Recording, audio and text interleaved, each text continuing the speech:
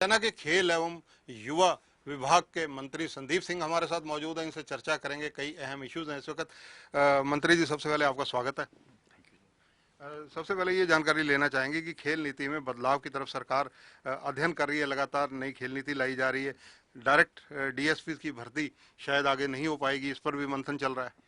देखिए, माननीय मुख्यमंत्री जी का और हमारे स्पोर्ट्स विभाग को लेकर एक ही विज़न है कि खिलाड़ियों को हर वो सुविधा मिले जिसका वो हक रखते हैं। और खिलाड़ियों की कई खिलाड़ियों की भी खुद की मांग थी कि हमने स्पोर्ट्स में रहना है, हम स्पोर्ट्स करना चाहते हैं। और खिलाड़ी जो हैं वो मैदान में रहकर ज़्यादा खुश हैं। लेकिन ये कोई ऐसा वो नहीं तय है कि डीएसपी पद नहीं मिलेगा या सिर्फ डीएसपी पद मिलेगा। हम सभी डिपार्टमेंट्स में जहाँ जहाँ खिलाड़ियों की पोस्ट खाली होगी, जहाँ पर उनको खेलने के लिए और खिलाने के लिए समय मिलेगा, तो उस तरीके से उनको पद देंगे। और पद भी देंगे और साथ में जो भी उचित उनके ऊपर जो खिलाड़ी जैसे हमने अभी एक पीछे ओलंपिक्स में खेलने से पहले के जो पैसे राशि अनाउंस की थी, उसी तरीके से और भी जो हैं, चाहे वो खिलाड़ियों को किसी भी रूप में बहुत बड़े जो सौगात हैं वो माननीय मुख्यमंत्री जी द्वारा जल्द ही दिए जाएंगे। उसके ऊपर काम चल रहा है।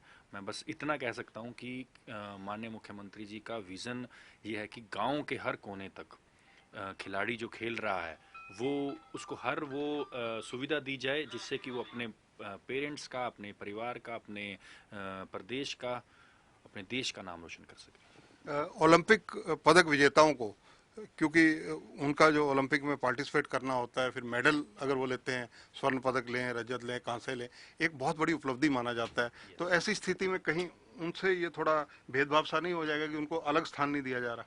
नहीं, देखिए, उनको डेफिनेटली अलग ही मिलेगा। मैं क्या कह रहा हूँ, अभी बहुत रॉ है और बहुत जल्द है। मैं कहूँगा कि अभी बहुत जल्दी में ये चीज़ अगर आप कहें तो ये कहना बहुत जल्दी होगा। अगर सिर्फ सिर्फ डीएसपी का पद नहीं देंगे या हम डीएसपी रखेंगे, अभी बहुत रॉ है। आने वाले समय में आपको इसका पूरी की पूरी नीति के बारे में बता दिया जाएगा और इसके ऊपर काम चल रहा है। और खिलाड़ियों को आगे बढ़ने का और बढ़ावा ही देंगे, जिससे कि पहले ही हरियाणा हमारा बहुत ऊपर चल रहा है स्पोर्ट्स में, इसको और ऊपर लेकर जाएंगे जिससे कि खिलाड़ी और आगे बढ़े। आप खुद खिलाड़ी रहे हैं, कैप्टन रहे हैं इंडिया टीम के हॉकी के, तो खिलाड़ियों को तो आपसे बहुत सारी उम्मीदें हैं। तो उसके बतौर खिलाड़ी और बतौर कैप्टन आपका अनुभव भी यहाँ काम आएगा।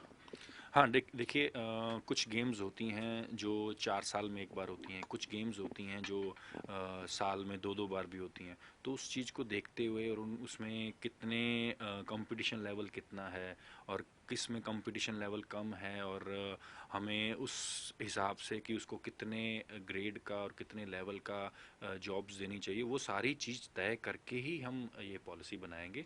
क्योंकि हर बार जब भी पॉलिसी बनी है, अभी लास्ट जब 2018 में बनी है, तो बहुत सही रूप से बनी है। लेकिन क्या है कि टाइमली इसमें अमेंडमेंट होता रहना चाहिए, क्योंकि स्पोर्ट्स एक ऐसी चीज़ है जिसमें कई चीज़ें जो हैं ऐड ऑन होती रहती हैं और टूर्नामेंट्स बढ़ते रहते हैं, गेम्स बढ़ती रहती हैं। तो मुझे लगता है कि अब सही समय है इस चीज़ को चेंज करने 8 तारीख भारत बंद की अपील की गई है, आपका क्या कहना है, आपकी क्या अपील है? का। देखिए, शांतिपूर्वक चलना चाहिए और किसी भी परिवार को, किसी भी सदस्य को, किसी भी नागरिक को नुकसान नहीं होना चाहिए। देखिए, भारत बंद सही रूप से ठीक नहीं है, क्योंकि भारत बंद का मतलब ये है कि आप कोई किसी को इमरजेंसी पड़ जाए, किसी को मेडिसिन लेनी हो, किसी को दवाई लेनी हो, किसी को कहीं इमरजेंसी फ्लाई करना हो, किसी को इमरजेंसी बस से जाना हो, किसी को ट्रेन से जाना हो, वो सारी चीज़ें अगर आप ये देखो कि भारत बंद में ये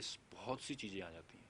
तो ये बंद होगी तो एक इंसान का नहीं, या एक ज़िले का नहीं, या एक स्टेट का नुकसान नहीं है, पूरे देश का नुकसान होगा और कितने कारोबारी जो लोग हैं उनका नुकसान होगा। जिस प्रकार से अब रेड क्रॉस भी वहाँ किसानों के आंदोलन में अपनी भूमिका अदा कर रही है, गृह मंत्री अनिल विज ने भी अपील की है, और वहाँ पर उन्होंने हेल्थ जो वॉलंटियर हैं उनको भी भेजा है, डिपार्टमेंट के लोगों की ड्यूटी भी लगाई है। देखिए, आफ्टर ऑल नागरिक हैं, वो भी देश के नागरिक हैं, उनके पास इंडियन सिटीजन है, तो उनकी देख रेख करना हमारा कर्तव्य है। और माननीय अनिल विज जी ने सही काम किया और देख रेख करनी भी चाहिए, क्योंकि कोविड फैल रहा है, सर्दी बढ़ रही है और साथ ही में वेदर का अगर देखें तो शायद हो सकता है आने वाले समय में बारिश भी हो। मंत्री जी, जिस प्रकार से सत्ता पक्ष ज्यादातर कांग्रेस पर आरोप लगाता रहा है, कांग्रेस ने भी खुलकर कल के बंद में समर्थन करने की बात कही है। देखिए, बंद करना कोई हल नहीं है। बंद करना हल नहीं है। हल है आप जैसे माननीय तोमर जी कह रहे हैं कि आप बैठें और एक चर्चा करें टेबल के ऊपर, तो टेबल के ऊपर चर्चा करेंगे तभी हल निकलेगा। कृषि कानूनों को लेकर आपका स्टैंड क्या है, और कृषि कानूनों को लेकर कांग्रेस की भूमिका पर आपका क्या कहना है? देखिए, कृषि कानून जो हैं सही बने हैं। अब कहते हैं कि किसी के कंधे के ऊपर बंदूक रख के ना चलाएं, और बहुत सी चीज़ें हैं जो किसानों के हक के लिए हैं और किसानों के हक के लिए ये अभी भी बनाई गई हैं। मैं बस इतना ही कहूँगा कि जो ओपोजिशंस पार्टीज़ हैं वो किसानों को आगे मोहरा मत बनाएं। धन्यवाद मंत्री जी। तो ये हैं संदीप सिंह, खेल मंत्री हैं हरियाणा सरकार के। इनका कहना है कि बंद कोई किसी चीज का हल नहीं है, बंद से एक व्यक्ति की नहीं पूरे समाज और राष्ट्र की रफ्तार रुकती है, इसलिए बंद करने वालों को भी कई कदम सोच समझ कर उठाने चाहिए। और हरियाणा सरकार के द्वारा जो वहाँ कदम उठाए जा रहे हैं उसका भी जिक्र किया। खेल नीति जो अभी प्राइमरी स्टेज पर है उसका भी इन्होंने जिक्र किया। कैमरामैन सुनील के साथ चंद्रशेखर धरनी, पंजाब केसरी टीवी, चंडीगढ़।